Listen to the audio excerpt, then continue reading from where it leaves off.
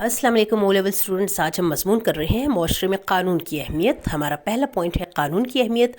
कानून की पासदारी किसी भी मुल्क में नज़्म व ज़ब्त बरकरार रखने और अमन व अमान के क़याम के लिए बेहद ज़रूरी है। कानून का नफाज ही कमज़ोरों के हकूक़ की हिफाजत का ज़ामिन है। कानून की पासदारी कौमी सोच और रवैये को ज़ाहिर करती है। इस्लाम भी कानून के एहतराम का हुक्म देता है।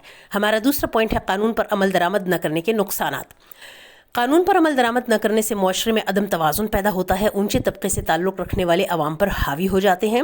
जराइम में इजाफा होता है, क्योंकि जब कुछ लोग कानून की पासदारी करेंगे और बाज़ इससे मुस्तस्ना होंगे तो ऐसे लोग गलत रास्ते पर चल कर अपने मकासद के हुसूल की तकमील में लग जाएंगे, जिससे मुआशरे में इंतशार पैदा होगा। हमारा तीसरा पॉइंट, किन इक़दामात से कानून पर अमल दरामद को यकीनी बनाया जा सकता है।